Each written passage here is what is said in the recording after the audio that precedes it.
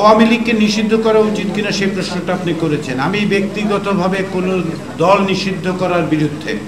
রাজনৈতিকভাবে আপনি যদি প্রতিহত করতে না পারেন তাহলে দেখা যাবে যে কোনো না কোনো সুযোগ গ্রহণ করে সেটা পুনরুত্থান ঘটবে।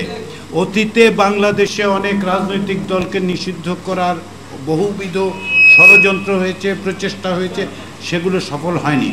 ফলে রাজনৈতিকভাবে নিষিদ্ধ নয়, আপনি যে প্রশ্নটা করছেন সেটা হচ্ছে আওয়ামী লীগের আচরণের কারণে তার যেই মানে তাকে আপনি কিভাবে বিবেচনা করবেন, সেটা বিবেচনা করবেন রাজনৈতিকভাবে। এই দায়িত্ব থেকে সহজে মানে ফাঁক গলিয়ে বেরিয়ে যাওয়ার জন্য রাষ্ট্রকে ব্যবহার করার দরকার নেই। এই লড়াই আপনাকে করতে হবে আদর্শিকভাবে। কোনো শক্তিকে পুনর্বাসন করার দায়িত্ব কারো হতে পারে না। যদি শেষ করতে দিই, আমার কথাটা শেষ করতে দিই। আমার বক্তব্যটা হচ্ছে যে আপনি যে বললেন যে আওয়ামী লীগের ন্যারেটিভের যে অংশটা বললেন, আমি আপনাকে দুই তিনটা কথা বলি। আওয়ামী লীগ হচ্ছে একমাত্র সংগঠন যারা মুক্তিযুদ্ধের চেতনার বিরুদ্ধে গিয়ে এদেশে একদলীয় শাসন তৈরি করে।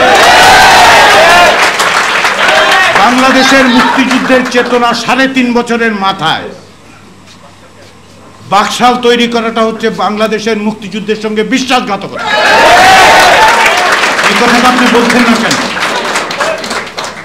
যে কারণে অনেকেই বলেন যে আওয়ামী লীগের ক্ষেত্রে যেটা হয়েছে যে তার গণতন্ত্র সংগ্রাম কি ছিল, অবশ্যই ছিল, কিন্তু আমি তো খণ্ডিতভাবে ওইটুকু নেব না।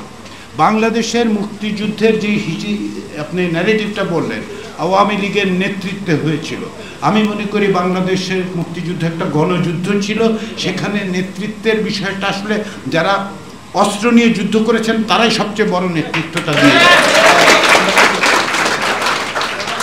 তাই না? তো তাহলে এই ন্যারেটিভ ওনারা বলছেন, প্রত্যেকেই তো তার ন্যারেটিভ বলবেন। আপনি আপনারটা বলবেন, আমি আমারটা বলবো, ওই যে আরেকজন আরেকটা বলবে, সে আরেকটা বলবে।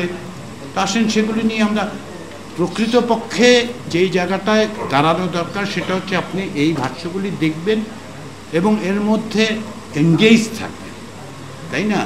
আমাকে তো বললে আমি বলি যে ভাই আচ্ছা তাহলে বলেন তো বাংলাদেশের মুক্তিযুদ্ধের নেতৃত্ব দেওয়া সংগঠন তার 52 বছরে তার সভাপতি বা সাধারণ সম্পাদক প্রকৃত যুদ্ধক্ষেত্রের মুক্তিযোদ্ধা হইল না কেন?